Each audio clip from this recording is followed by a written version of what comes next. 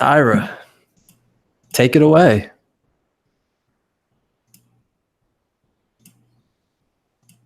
Or you don't have to. That's Sorry fine. about that. Had to mute the live feed. Welcome to League One Fun, presented by the Beautiful Game Network and brought to you by Roughneck Scars and Golden Goal Press. This is Ira Jersey. With me today is Jason, sporting his Toronto FC jersey today. The Giant Killers. We'll talk about them later. That match was fun. It was earlier today, the first game of Week 10 in the books, and Toronto decided it was going to mess with Texas. Yeah. So they don't believe in the phrase "don't mess with Texas." Exactly. Let's go to the news. Firstly, Orlando City B and the Orlando Pride will be moving to a new training facility away from their Montverde Academy and to next door to Kissimmee. And this new training facility will be opened next season. It looks like a nice facility. They're going to have, obviously the renderings are always probably nicer than the reality, but there'll be 4 full-size pitches as well as weight rooms and other facilities. So the academy will also be there. This is not huge news, but Jason, this is just another step, I think, in the development of the youth systems that some of these clubs are trying to aim for. Yep. And talking earlier, Phil Grooms from the USL show pointed out this is what Real Monarchs did as well. And it's pretty much a separation of the academy and youth team to the pro team. So it's still a good path to professional, but it's also still marketing and kind of you get the idea that you're on a separate team and not just an academy or a 2-side. Okay. In other news, we had our first international friendly against one of our teams. Forward Madison lost 4-0 to Hertha Berlin in front of a sellout 4,731 person crowd at Breeze Stevens Stadium. I didn't get a chance to see this match at all, but it sounds like it was probably lively. Jason, did you have a chance to see any of it? I did not. I saw the highlights. Ford always does a great job with their social media. It looked fun, and it just shows, we were hyping Ford all off season and their fans and seeing, hey, are they really going to show up? Is it going to be one of the things to where everyone just cares about the branding and not the play on the field? But they've created an environment out there and an atmosphere and just a culture that I think is just going to keep growing. Despite how the team is playing. Obviously, when they're winning, it'll be more enthusiastic. But I mean, man, what they've done has been great for not just their city, but the league. And quite frankly, having your first team play against a team that's likely to be better, like Hertha Berlin, is only going to benefit the players, because ultimately they see the speed of play, they see how good the players themselves are, but also the chemistry of those players. And even though it was a 4-0 defeat, I'm sure the players themselves got something out of it other than just the atmosphere. Yeah, and those players probably never ever thought that they would experience something like that, right? And especially in America, like it's your dream to play against one of the top European clubs, and here you did it. 100%. There's also a lot of international soccer to go. So we have the Women's World Cup coming up. We have the Gold Cup for the men coming up here in the U.S. We've already had the U17 CONCACAF Championship. We had the U20 CONCACAF Championship, and right now we have the U20 World Cup going on over in Poland. Jason, did you have a chance to see either of the United States games over the last week? I did. I got to watch the Nigeria game, and I got to watch Soto and Mendez and them just tear it up. So that was fun to watch. Love Memorial Day weekend. So this is of interest to us directly because we had 2 players on the pitch in both of those matches who both play in USL League One. First was Abubakar Keita, who I highlighted when he first went on loan from Columbus down to the Richmond Kickers, and he's actually played 180 minutes. He played a center back for both of those matches. He played a little bit outside on the wing, I think, for the Kickers. Elliot can talk a little bit about that, but it seems to me that maybe center back might be a better position for him, given he was not at fault for either of the goals against Ukraine. Maybe he could have done better tracking back, and some of his passing wasn't great. But the fact is that he looked decent, and the fact that he got the start against Nigeria, I think, shows you how Tab Ramos really values him. Yeah, and when you kind of look at that back line, I think he's needed. And so you saw against Nigeria, Mark McKenzie came in and immediately gave up a foul, which was just thankfully called offside. But I think that's kind of the weakness right now is at that center back. And so I think you're right. I think with him, if he gets caught up, he's not great at tracking back. So the closer you have him the goal and the closer you have him to intercept those passes and win the aerial duels, that's where he's at his best. And so I think Tab sees that, and I think that's why he's playing at center back. And hopefully that's kind of where, like Coach Bulow's looking at that and saying, okay, maybe I can have him and Janowski as that 1-2 in the center back and just never lose a ball in the box or in the air ever again. And then maybe Akwe can move forward. And we'll get to you in a second because Elliot from River City 93 just joined us. But let's talk just very briefly, Jason, about Brandon Servania, who, might have been missed today by North Texas SC. But he did play. He played the full 90 against Ukraine in the U.S. 2-1 loss last week. And then he came on and had about, if memory serves, about 20 minutes against Nigeria.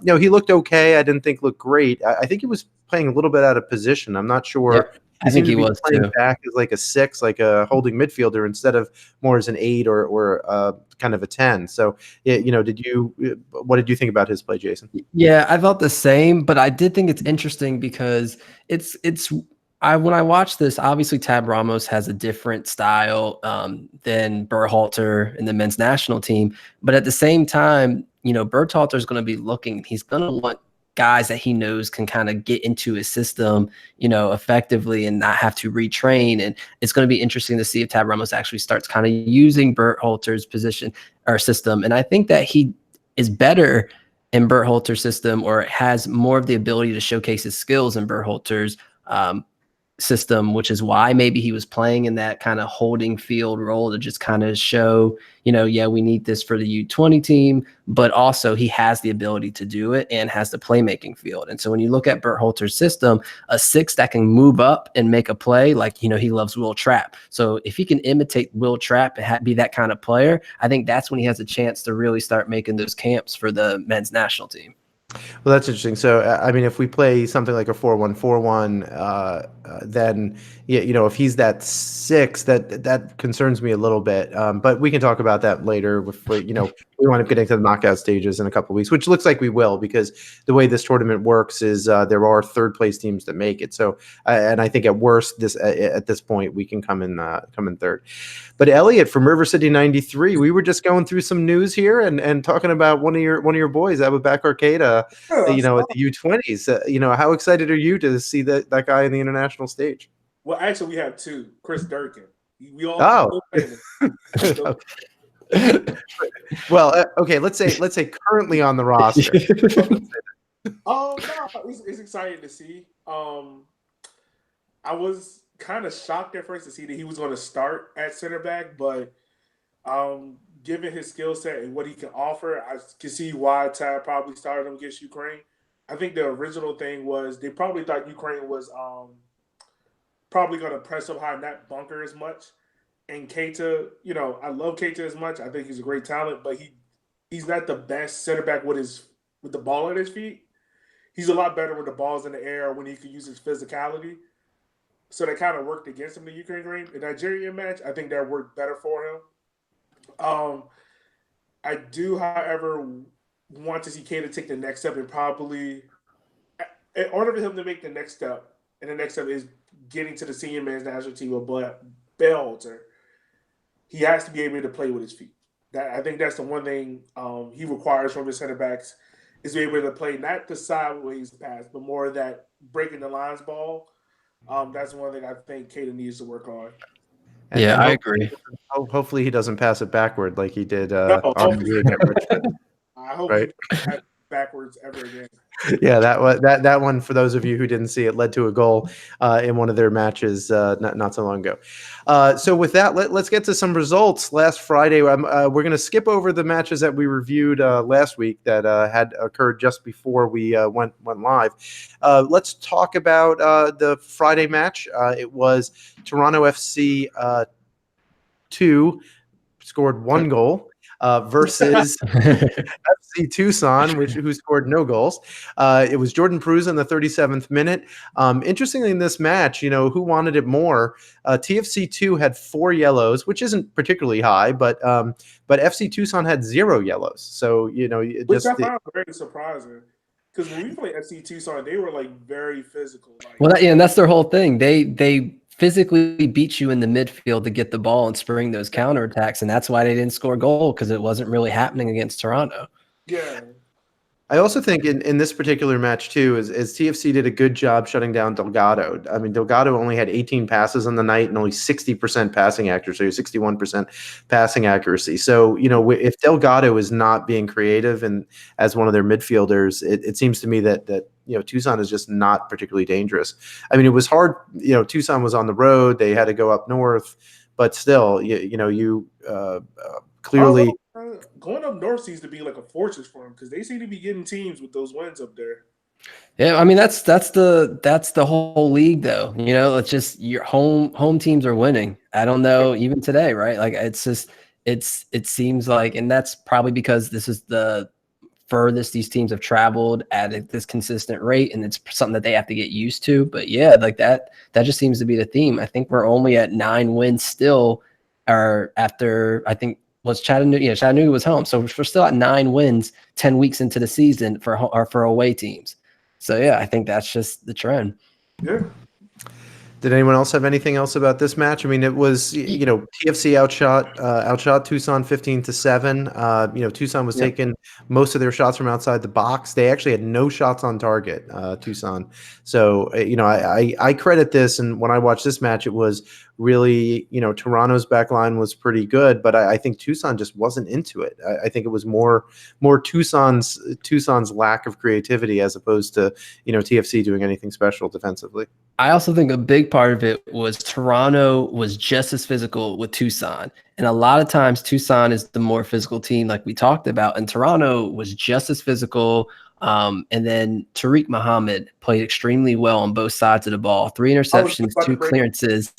And about to bring him up. He won 11 of his 16 duels, which is so important, because when he's winning that against Tucson, they're not able to get into their groove. And then also he's passing 75% in the opponent's half, which is important because it's coming from crosses. And that's what he did. He created 2 successful crosses. And I just think that, like you said, Toronto wanted it more. They were more aggressive. They both teams had great buildup, but it was that Jordan Peruzza individual effort that was the difference, right? And that's when talent comes through, and him just taking the ball from midfield, taking people on, and then the give and go with Schaffelberg, just a beautiful goal. And yeah, Toronto wanted it more. And shout out to Ejimadu, who kept Tucson in the game. There's 2 chances for Peruzza early, or 2 chances early, and he stopped Peruzza one-on-one with one of them. Easily the fastest keeper off his line. Anytime there's a one-on-one, he's basically outside of his box in 2-3 seconds flat. So in person, he reminds me of like a power forward, like just how built he is. Yeah, and he makes quick decisions, which you want to see in a goalkeeper, right? That's like, okay, if he says I'm going out, I'm going out, and I'd rather have a goalkeeper just say that and get caught than a goalkeeper that's hesitant and is going to get caught regardless. So, with Tucson, I think also too they struggle a bit on the road, and we're gonna see that those are the longest trips. It's going to be tough for them. Yeah. Okay, so moving on to the next match of the week, we had on Saturday. It was the Chattanooga Red Wolves against the Greenville Triumph. Who this match was not particularly pretty. It was 0-0 until the 94th minute, when off of a set piece, there was some action within the box, and Ayman Zayed was able to put one away in the 94th minute. Elliot, do you want to start us off with this one? So first off, this is the game that I decided to watch on Saturday, and I was really thinking, like, all right, Greenville's about to work Chattanooga. Like, I'm finally going to see Chattanooga score more than 1 goal in a game. And I don't know what it was. It was like Chattanooga and Greenville like swap places. Like, Greenville looked very slow. they created chances, but it wasn't those chances that you expected them to make, like to not make. And Chattanooga, I've given them the credit on the world. I've ragged on them before, but they won the second ball, something that Chattanooga for a long time, like even you, Jason, harped on, something that they struggled on doing. And look, for them to score a 94th minute goal, I didn't expect them to even attempt a shot on goal. I thought they were just going to bunker and be like, look, we got a point. Let's get something positive going after what they've been playing. And actually, that was their only shot on target, just so you know. So they had 4 shots on the day, and their only shot on target was Ayman Zayed's goal in the 94th minute. So, you could argue, I think, that perhaps Greenville, deserved to win just based on the stats. But, soccer is not always a stat-oriented match, as some people would say, because, Greenville outshot Chattanooga 15-4, and they had 4 shots on target compared to 1. I mean, otherwise, they were similar in tackles. They had about the same amount of passes. And just to show you how, a normal game where there's a lot of possession and passing, you wind up with, well over 400 passes. In this game, neither team had over 400 passes. So just, Greenville to me seems like, Greenville's only scored 5 goals in the league and only gave up 5. So they're a team that's not going to create a whole bunch of chances, but when they have a chance, they're going to try to execute it to the best of their ability. But it seemed like the way how you would beat Greenville is pretty much just take the ball from them. Don't allow them to get up to your 18-yard box. Pretty much slow down possession for them and kind of frustrate them. Limit their chances whenever you get the chance. And it seemed like Chattanooga did that, even though they barely only took a shot on goal. That seemed like the game plan they wanted to execute. So we're not going to talk about why Chattanooga actually won this game. We're not going to talk about Alex Mangels, the player of the week. 4 amazing, if I'm a Greenville fan, I'm definitely frustrated, right? Greenville had 9 key passes compared to Chattanooga's 2. They had 4 of their 16 crosses successful, right? Which is great. That's easily their best ratio of the year. They're cutting down on their crosses, and the crosses they are putting in are better crosses. And that's for Muhammad, who created 3 of them. And they played, they dominated. Greenville's pressing, they were pressing as soon as they lost the ball and getting it back. Keegan was shooting early, which I like to see. They played an excellent game, except Mangels was not letting any shots in. He kept them in the game. And they were game-saving saves. It wasn't just like going up and grabbing the ball. These were amazing saves, and that's what Chattanooga does. You just let them hang around. And all it takes is one good cross or one opportunity for them. Like you said, 1 shot on goal, and they did it. Greenville had 7 corners, and they couldn't take advantage of it. You have to take advantage of those chances. And then Chattanooga took advantage of their 1 chance, and that was the key difference. As a Greenville fan, it's probably frustrating because you knew that you should have won that game, or at the very least, you should have drew, right? Chattanooga walked in there without their 2 best defensive players. So Dixon and Moulin were out, and then Caporelli got hurt, I think, in the first half in like the 24th minute. So Chattanooga's about to have to play their new mascot in that midfield position or in defense. But the point is, Greenville they are literally the injury squad. Yeah, but Greenville has the whole squad is on IR. Greenville has to take advantage, and they did it. And that's, like we said, week after week, they've been hanging on because of their defense. They need a score. It's as simple as that, and they're not going to be one of the top. They need a more clinical finisher. I mean, that's something that we've talked about in the show a whole bunch of times. They need someone outside of Beatty. Like, I feel like Beatty is. No, we're talking about. I'm talking about Greenville. Yeah, we're talking about Greenville. Oh. Yeah. I think Chattanooga. The thing is that you have Beatty and Zayed, and if you close those 2 guys down, then Chattanooga has. Then they don't really have a third option. Yeah. And Greenville's problem is they don't have a first option, right? So yeah. And that's as much as we might like Keegan, he's not the clinical finisher that the team needs. I think he would be better as kind of a second striker with someone else who's more can run off him and is more clinical. But I do feel like he's out of position. Yeah, shout out to Alex Mangels though.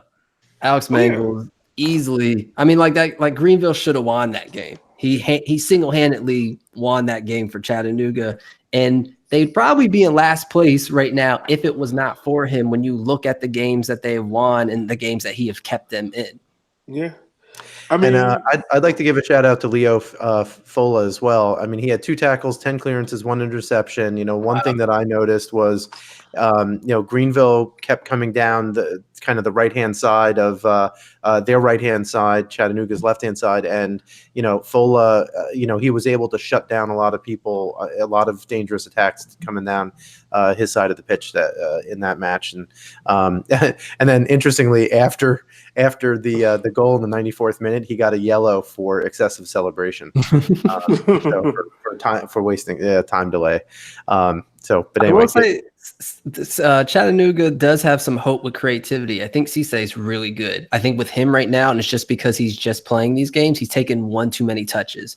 He gets one-on-one with the keeper, and instead of trying to shoot early, he's overthinking it and having these one extra touches and giving keepers a chance to get in position or take the ball away. But I do think, because right now that's what Chattanooga lacks the most is creativity, he can be a player that's a spark for them and can really open up the field and allow Beatty and Zai to get in position.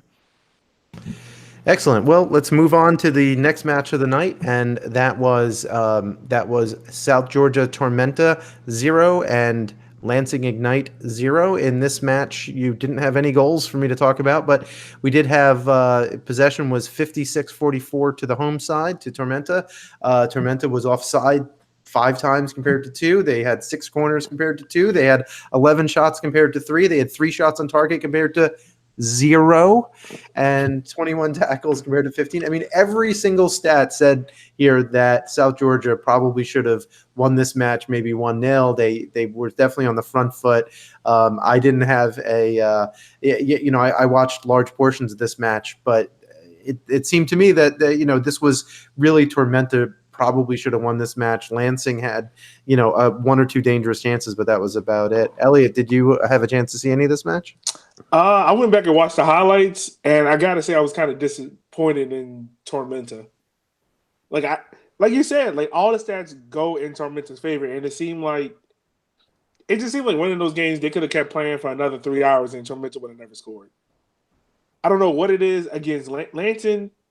I don't know what it is. I mean, look, they beat my team, 2 out of the 3? They got 7 out of a possible 9 points against the Kickers this season. You don't have to bring up the points. I'm not trying to think about that. But, I mean, from this Lansing squad, definitely, I seem like they had the game plan on pretty much, all right, let's just pretty much frustrate the heck out of Tormenta. And that's what it seemed like they did. It seemed like Tormenta, the beginning part of the game, they played it as a team, and now near the end, it kind of just went like, all right, whoever gets it, try to take a shot on goal. Like, it just seemed like it became very individualistic, and that's the thing that Tormenta has to stick away from. Because the best thing about them is they play as a complete team, Well, I thought that just like the Chattanooga game, Stephen Cleveland kept them in it, right? He's birthday boy, had some 3 great saves that kept Lansing in it and pretty much gave them the point they needed. He was great. I think when you had that affiliation with Chicago and those players came down, you wondered how they would fit in, and he's easily hopped into that goalkeeper position and is taking that position as a starter for the rest of the year or as long as he's available.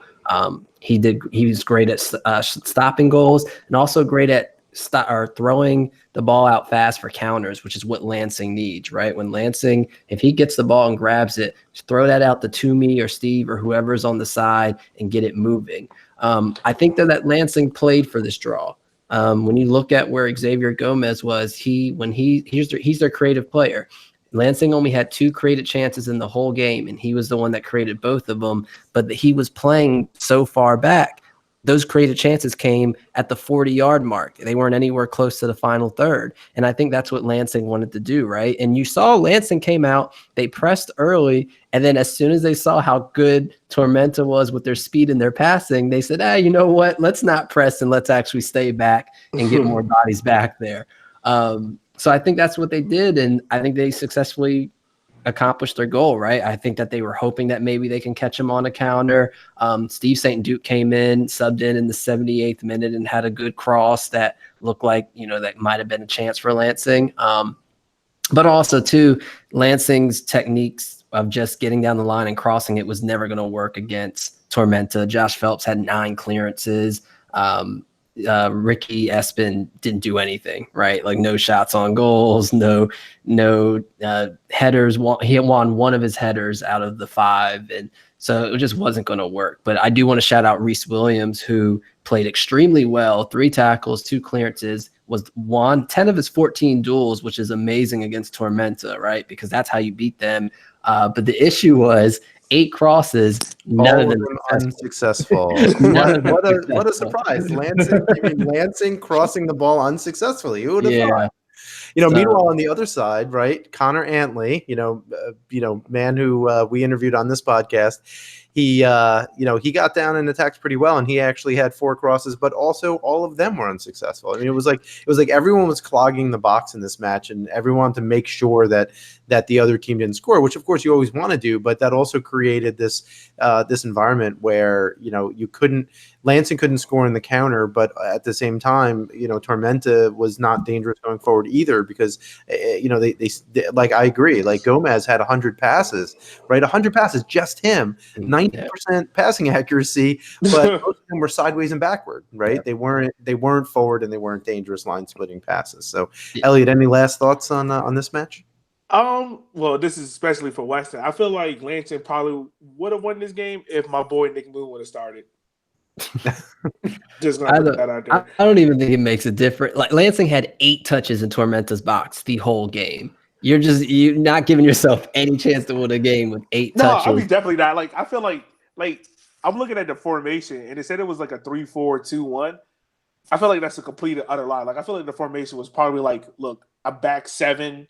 It was a little bit more like a 5-4-1. Yeah. It did look more like a 5-4-1 for sure. But shout out to, like I said, Cleveland, I think really is the one who's the MVP of my game in this, just because Alex Morrell was everywhere, created 4 chances, and 3 of those was in the final 20 minutes. And between him and Charlie Dennis had 2 amazing chips in the second half, both which could have led to goals, but again were saves from Cleveland, one from a header and one from a one-on-one that he took from, I believe it was Coutinho's feet. I think goalkeepers were dominating this weekend. You got to give them props, right? They don't get props too often, and I think they are ones that saved points this weekend. Yeah. All right. Now headed to actually what's a Week 10 match, a match that was at 4:00 this afternoon Eastern Time. It was up in Toronto. It was Toronto FC2 scored 3 goals against North Texas Soccer Club, who only scored 2. North Texas was messed with by Toronto. And we had goals in the 12th minute by Patrick Bunk Anderson. Matt Sherby high pressed up the pitch very high, won the ball. I want to talk about this goal in particular with you guys in a minute. But Ricardo Pepi pulled one back right before the buzzer at halftime. Then Damas scored in the 56th minute to level things up. And Elliot, your boy Muhammad again. He scored the game winner in the 77th minute. It was a very nice chip from who was the midfielder who chipped it? Remind me. Schaffelberg, right? So Schaffelberg, actually, the striker. Yeah, Schaffelberg made a nice chip to Mohammed. Yeah, he's got to be right. Yeah. Made a nice chip to Mohammed, who definitely finished in the upper right corner. But I don't have the stats for this game. We didn't quite have time. Everything was crazy, given that this game only blew the whistle an hour or so ago. Bunk Anderson's goal happened off of a set piece corner kick. It looked to me like actually there was a North Texas player was fouled in the box, which wasn't called, which allowed the ball to come back into Bunk Anderson, who was at the far post. Did either of you guys think that there wasn't a foul? I mean, there were North Texas players falling left and right in the box. Yeah. No blood, no foul, baby. No blood, no foul. I mean, you got to play to the whistle, though, right? Like I saw that today with North Texas. Even in the third goal, they were claiming offside. I hate that. And you saw that in the Lansing game. I don't know who it was, but on that Charlie Dennis chip to, I can't remember if it was Coutinho or Micheletto. He was literally just looking at the ref and holding his hand up when he was the closest to the ball. And it's just like, just finish the play. Like, you play to the whistle. They're not going to go, oh, you know what? Yeah, you're right. That was an offside. I don't know. Definitely not. It's not like you had VAR. Yeah, there definitely were bodies following everywhere. It's just that, when you don't, this is like you said, we don't have VAR. So if the ref isn't blowing the whistle, you just got to keep playing. And then maybe she'll have a conference with her assistant referees and bring it back, or he'll have a conference. But yeah, no, they should have just kept playing. But yeah, I do see it was pretty physical in the box. I just can't tell who ran into who. And Jason, since you're a goalie, we'll talk about this a little bit. What was North Texas thinking? They played the ball back between center back and keeper 3 times. 3 times. There were two TFC players within 3 yards of the center back who was receiving the ball. Meanwhile, there were 2 fullbacks who were both on the screen. You could see them.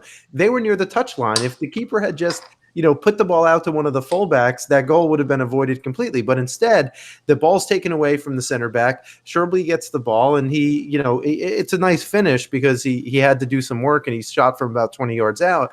But nonetheless, that was created because of the high press on the center back instead of obviously North Texas wanted to play out of the back and wanted to play build-up play, which I get, but you don't have to do it right up the middle. See, so what I think they were doing, if you watch what they did today, they tried to play over top all game, and they did score their goal with Pepe. Well, it was short, long, right? It was short, long. That's how they played for sure. So I think that's what they were trying to do, and absorb in all of that pressure in the middle to open it up so that they can go ahead and get a long ball into the middle and then try to hit Pepe, who was getting behind the line. But no, Toronto, Sheffelsburg, again, handled that super well. And because Sheffelsburg is so physical, and I think that's another part of it too, right? Usually you're not going to get a physical one-on-one against a center back and knock him off the ball. But Jacob does that. He's just a wrecking ball everywhere he goes, and that's exactly what happened. But yeah, you're right. I think Jada has the better feet anyway, so I don't know why you wouldn't pass it to the side to him. But like I said, I think maybe they were just trying to absorb pressure into the middle to free up that midfield. Elliot, did you have a chance to see any of this match? Yes, I did. I was watching the Europa League final, and I switched over when I saw it was 2-2 Toronto to actually a better game. Yeah, particularly in the second half. Yeah, sure. Totally better. North Texas to me seems to be like the cardiac kids, because the second week in a row, even though the goal was disallowed, they scored at the 90th minute. They still had another chance at the 95th, 96th minute. Yeah. Like, I don't know what it is, but these guys are getting chances left, right, and center. Well, and both Ricardo Pepi and Schaffelberg both hit the post in this match, and Jason noted also the same post, as it turns out. So that post is a very good goal. And well, the thing too is Toronto scored off of that, right? So Pepi hits the post, it bounces back. Toronto get the ball, run down, and that's when they end up scoring a goal off of that. And I think that I'm not saying they figured it out. You're thinking of the Schaffelberg one. No, when Schaffelberg hit the post, North Texas went back. Oh, you're right. Yeah, you're right. Yeah, in the second half. Yeah. But I think so. When you look at what Toronto did early, they pressed, right? They had 3 steals within the first 3 minutes, and they had great one-touch passing down the side, which led to, so in the 11th minute, that led to a corner, and then that's what led to the first Toronto goal, because that corner went in, was rebounded back out, and then they scored. So one thing that Toronto did, and I think if teams are listening, you might want to try, is they didn't let North Texas get into their groove. And they didn't do that by pressing, but by also winning the ball and getting corners. So North Texas is at their best with build-up when they're in full stride. But if it's coming off of corner kicks, if it's coming off of shots on goal, and it's coming off of a press that far back, they're not going to be able to build up in stride. They're going to have to send it back and pass it down the sides, which is when they pass it to their center back, who gets in trouble and loses the ball. So that was one thing I noticed. And I don't know if, that because when you look at all of North Texas goals, they can score in any way.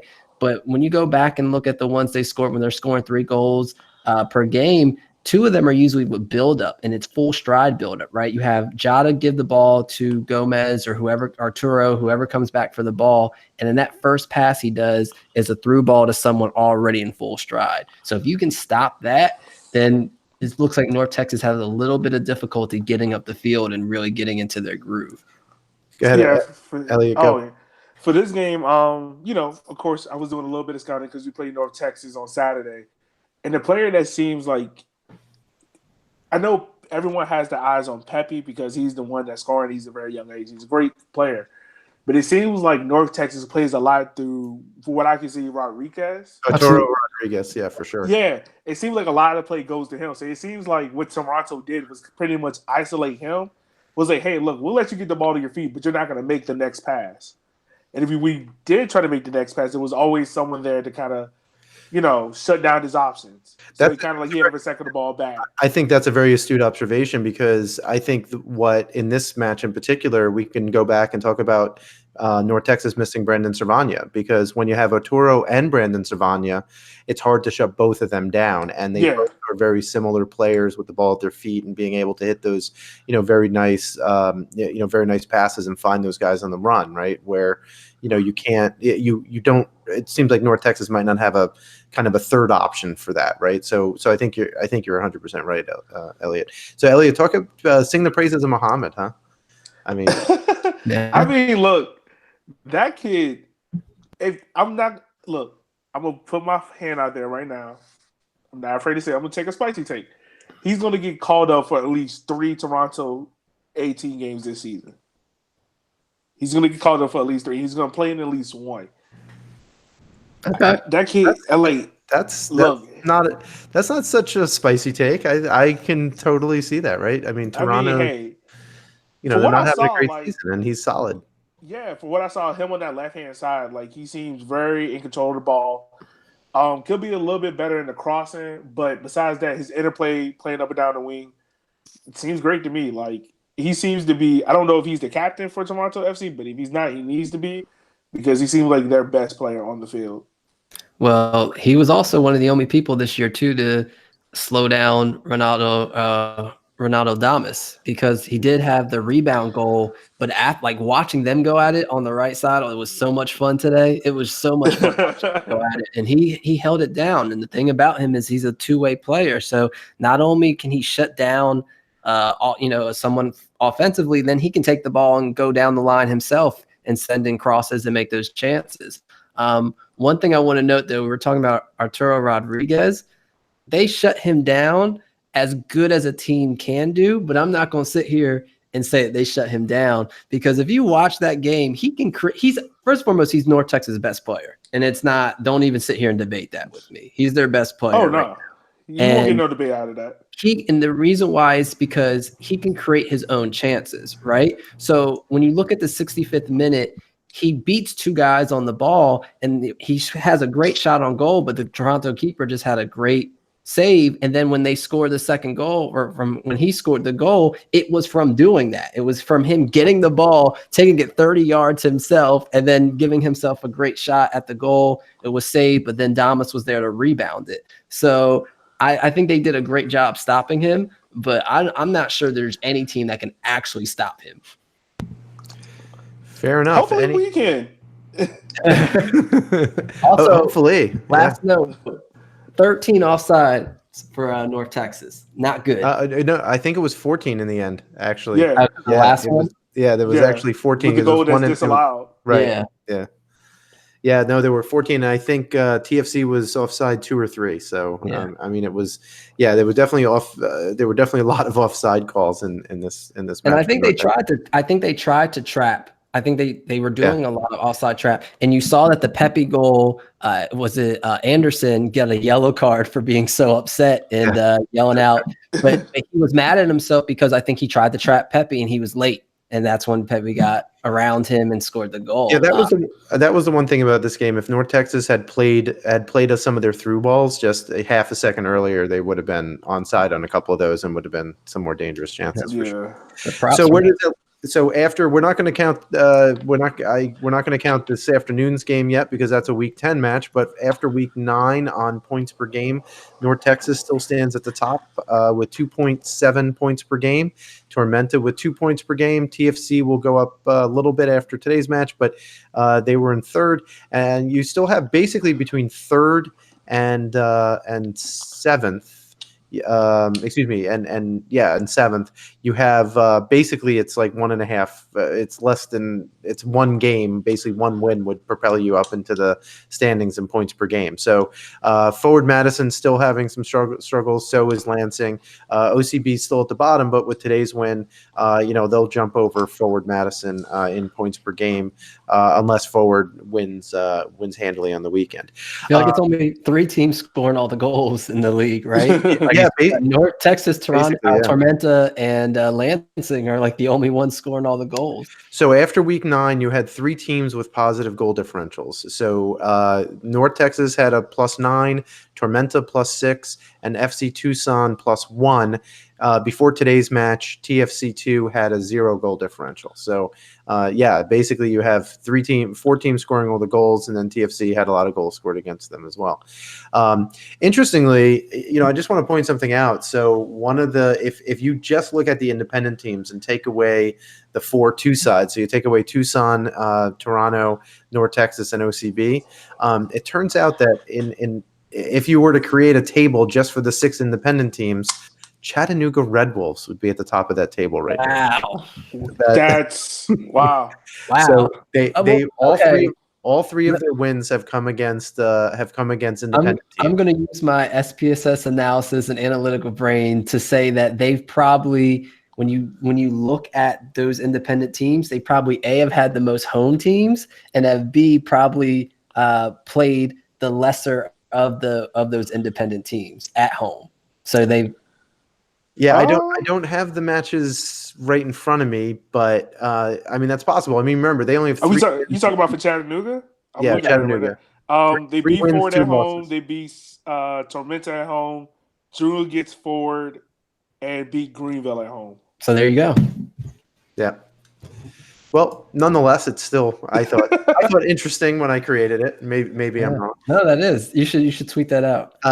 Yeah, I did actually on Monday. So we could retweet that. I think I will. I'll go back and retweet it. Cool. Okay, so let's before we get to questions, let's quickly preview this coming weekend's matches. On Friday evening, we have FC Tucson against Orlando City B. On Saturday, it's Chattanooga Red Wolves versus TFC2. There's a couple of players, one player in each team who, if they get one more yellow, they'll be suspended for the next match. Greenville versus South Georgia Tormenta. Micheletto, if he got another yellow today, actually, right? So is that right?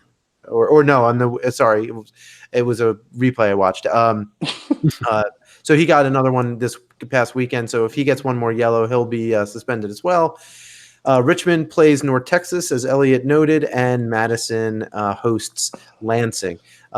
Jason, which of these matches, if you had to choose just one match, which of the doing that to me, because this is easily the most exciting weekend of matches that we've had since week 1. This is absolutely every single game.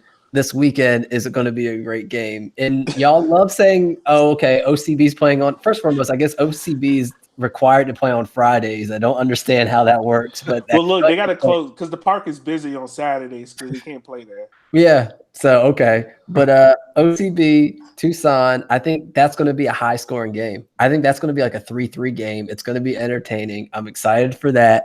You got – Chattanooga at TFC2, which I think is going to be a great game because both of those teams are fighting for that last playoff spot. And I think that this is going to be a impactful win for whoever wins it, right? If TFC2 can carry that momentum, then they're going to be the ones separating themselves on the table into that 3rd spot.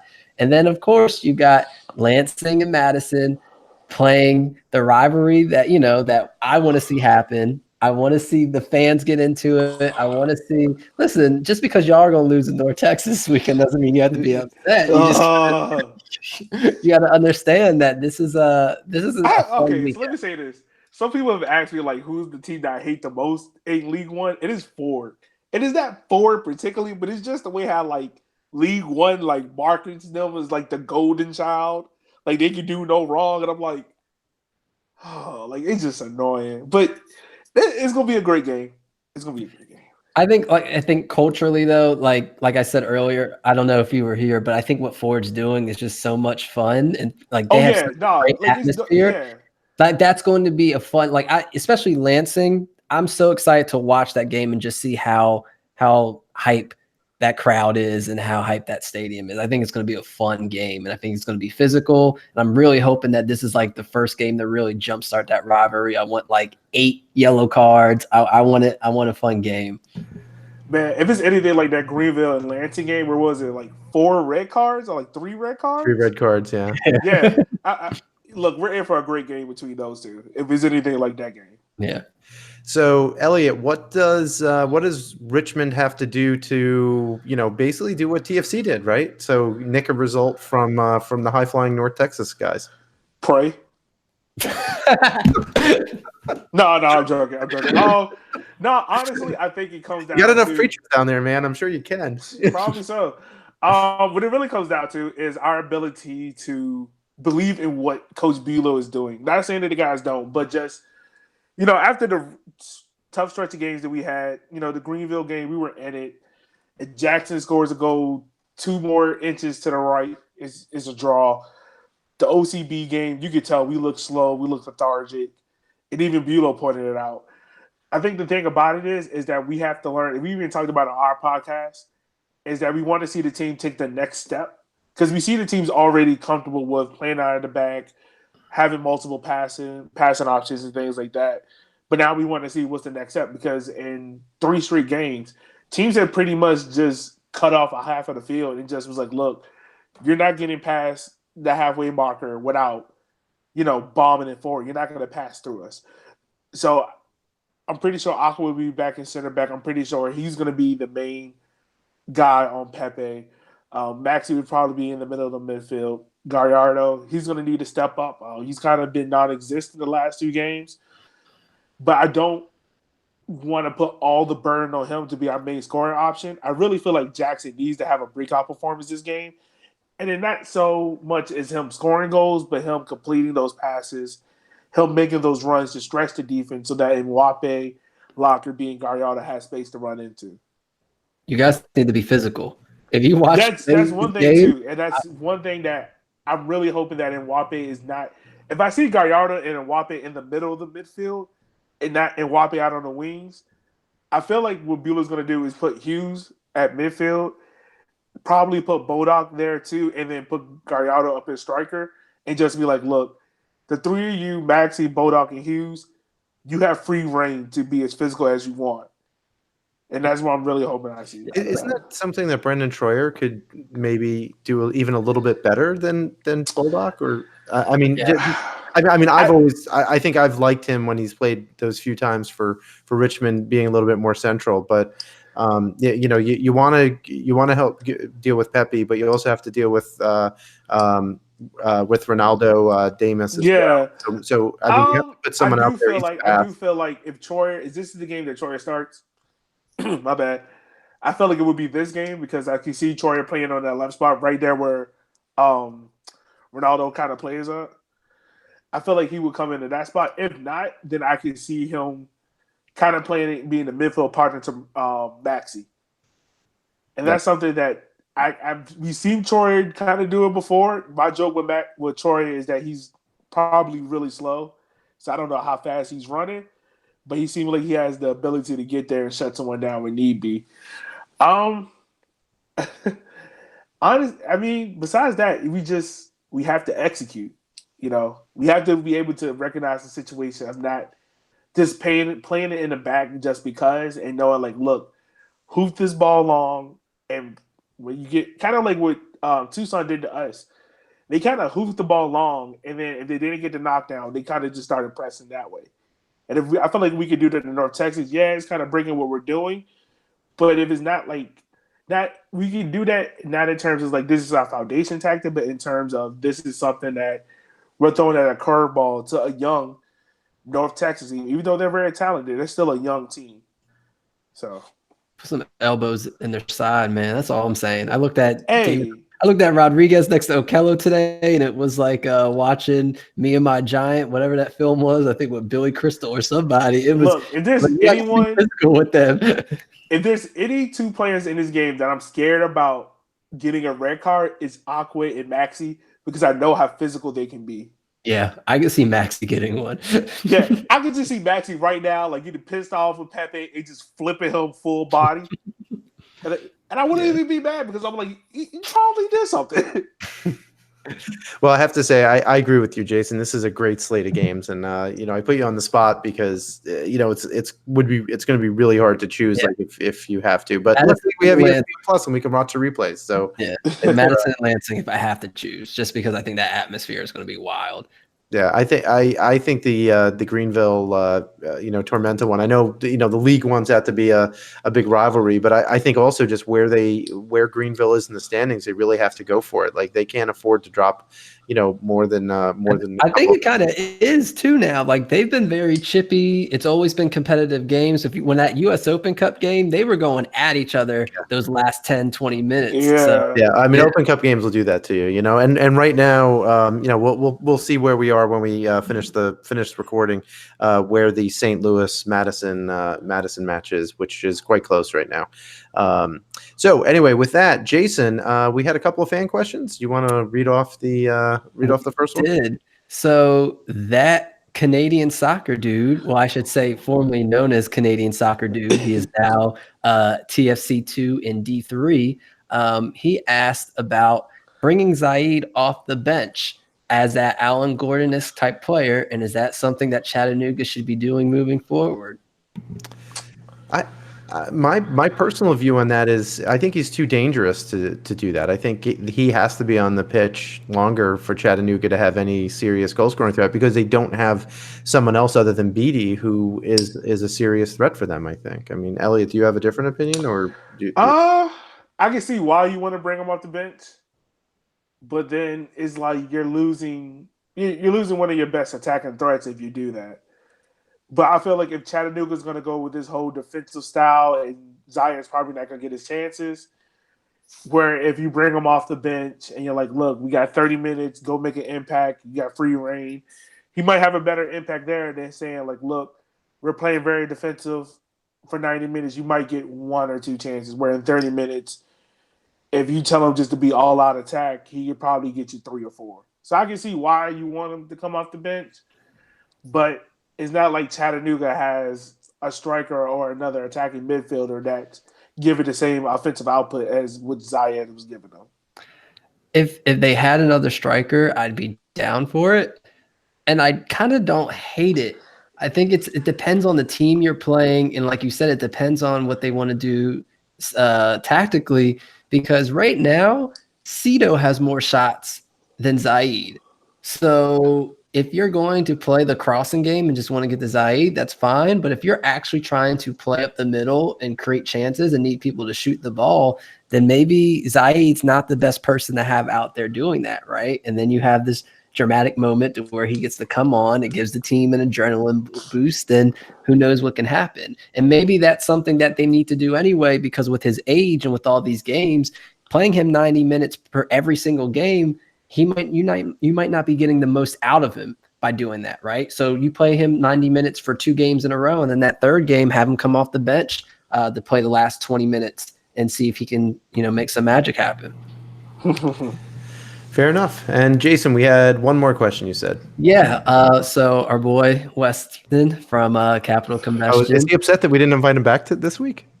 He definitely probably wouldn't mind me roasting him about no shots on goal and his whole I think that that Ricky would be better up top than Alex Bruce. Yeah, no. And Capital Combustion, by the way. So along with River City 93 and Capital Combustion, 2 great League One podcasts to be found at bgn.fm. but great guy, also a great troll. He's going to be at the Lansing Madison game, front row. So we're going to get him on camera, and he's going to be holding up a sign. And he asked us, what should he put on that sign? Oh, man. So, Elliot, well, we're putting you guys on spot, but let's go ahead and see what you can come up with. I gotta say, hashtag roast Mingo. Roast Mingo, okay. Man, I don't know. I'm trying to think of something creative. You're not the best in the league. Probably something real. I don't know. I have nothing. I have nothing. Yeah. Probably Nick Moon needs. Okay, so Jason, you've had longer to think about this than the 10 seconds that Elliot and I had. Exactly. So what did you come up with? I really I was thinking about it, and then I got called on in a meeting for not paying attention, and then so you've had a full 3 hours to think about this question. and have not thought of one. Trash. So what we're going to do is by Friday we will all put on through the League One Fun Twitter account, and we'll tag everyone what we think should be on the sign. This way you guys get time, and then we'll give Weston a day to put it on his sign before he goes to the game. Sound good? Works with me. Sounds good. Okay, we're gonna do something a little bit different today in the last couple of minutes here. I put together 5 trivia questions, and I know just from some of our discussion today that maybe some of these are too easy for these guys. So Let's hope so. I have in our show notes what the questions are, but the answers are on this sheet of paper that I'm not going to show you the results of. So first, Elliot, since you're our guest, I'm going to start with you. Elliot, what team do you think has the worst shot-to-goal ratio? So the number of goals divided by the number of shots. You would ask this to a social studies teacher, knowing that I suck at math. Well, except I happen to know that you know at least the numerator, so that's the top number of this answer because you mentioned it earlier in the show. Oh God, I did. You know what? I'm gonna go with a whim, and I'm gonna say Orlando City B. That's a good guess. They were second with 7% shot-to-goal ratio. What do you think, Jason? Probably the team that can't score a goal to save their lives, Greenville. You got it. Yep. At least Chattanooga can score. Greenville, they have 5 goals in 118 shots, and it's compared to OCB, who has 9 goals and 122 shots, at least before.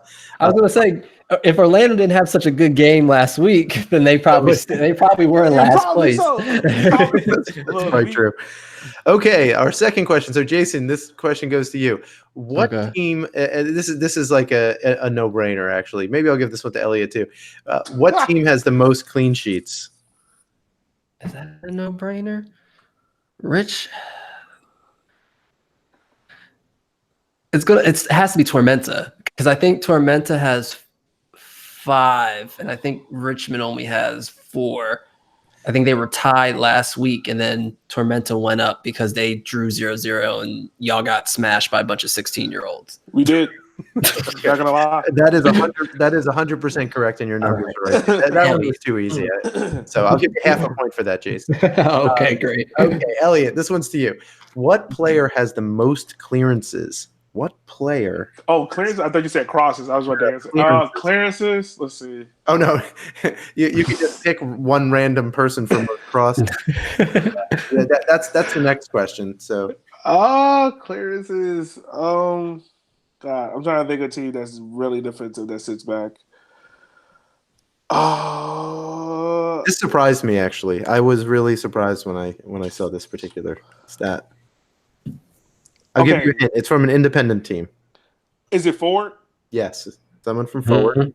Mm-hmm. No more. Those are your 2. Yeah, I feel like that's probably all I'm going to get out of that. God, I'm trying to think. Who plays on the back line for forward? It's a defender. Okay, that helps. Great. No. All right. You want to pass this one off to Jason? I said, is not Sean Russell? No, that's a good guess though. Jason, you want to take a shot? Oh, yeah. So I know for a fact it's Connor Tobin, but You're right. I'm in my head. I'm trying to do the. No. Because I write all these articles, and it's like Connor Tobin's averaging like 8 clearances a game. It's crazy. Yeah, so he has, through 9 games, 44 clearances. He by far is the number one. And Akwe, is he still second? I know he was as of last week. He's second with like 36 or 37. So yeah, the third. So I was like trying to quiz myself and guess the third, and I don't know. I don't remember the third, but there were a bunch of people in the low 30s. There were a whole lot in the low 30s. Yeah. Okay, number 4. Well, Jason, this one goes to you. What 2 players have the most crosses? One of these you will definitely guess, and one of these, no doubt. They have the same number, by the way. So. Oh, see, now you're trying to throw me off. Okay. It's not easy, right? No. Is one of them on Greenville? No. Okay, so that helps. Throw the whole question out. That was my guess. Throw the whole question out? Yeah, throw the whole question out. Oh, God. Guess. Okay, so I'm going to go with Toomey because I know he crosses 20 million times and just doesn't connect. And then I'm also going to go Beatty. Okay, so you got half of that one. So Beatty is correct. He has 34 crosses. Do you want to take a stab at the other one? I'll give you a hint. It's someone else from an independent team, Elliot. I'll give you the team. I can't give you the player. Is it someone off of Chattanooga? No, it's not. Not another Chattanooga player, as in Beatty, but Robin Moshabani. Yeah, it's Toomey. God. That's Toomey's. Toomey's his nickname. Oh, I know. Yeah. You know, I'm so not pop culture that. No, I was like, I had to be because you get that point then, Jason. Cool. Okay, last question, Elliot. This one's for you. What player has created the most chances? And I will tell you that the answer is that they've had 17 chances, and again from an independent team. 17 chances. Independent team. Here. All of these players are from independent teams. Is it Stephen Beatty? Because I feel like he's the only attacking player in Chattanooga, so I feel like he has to create every chance. It's not, although that's a good guess. I think he was 5th. Yeah, he was 4th or 5th. So I'll tell you who was number. So Lucas Coutinho was number 3 with 16. Okay. And also at 16, tied for second. Also at 16 was Arturo Rodriguez. Right. So I was going to say, you said it was independent. It's crazy because who's independent? Those are not. No, I'm saying you're saying number 1 can't be. So I knew it wasn't Arturo, but what's crazy was I was thinking that just because he had like 12 chances created in like one game. So it's just like I thought he'd be up there. Yeah. Okay. So, I have a guess, but I'll wait for Elliot. I don't know. I really thought it was Beatty. Okay. I did. I was on with Beatty. I do have one question. I was going to guess. I guessed myself when I asked myself this question earlier today that it was Gallardo actually. So I was trying to trick you in there, but it turns out Gallardo I think was 4th. So Jason, yeah, I feel like Gallardo has a bunch of goals, not assists. I'm gonna try. This is an unconventional answer, but just because he did it again this week, I feel like Alex Morel creates so many chances. That's a good guess too. So he was also in the low teens, but it was Charlie Dennis from. There you go. Yeah, the salsa man, the chip master. Exactly. So, with that, guys, any last comments? That's crazy that Morel, Coutinho, and Charlie Dennis are all up there on that chart. That's just wild of the production that Tormenta's getting. Yeah, it's nuts, right? So they just create so many chances. That's why they're so dangerous, right? That's why they're at the top of the table. Elliot, where can people find you? You can find me at River City 93. Also, real quick, we have partnered with not River City 93, but the supporters group. River City Red Army has partnered with Pride Raisers. So if you're a Richmond Kickers fan and you want to donate, you can go to Pride Raisers there.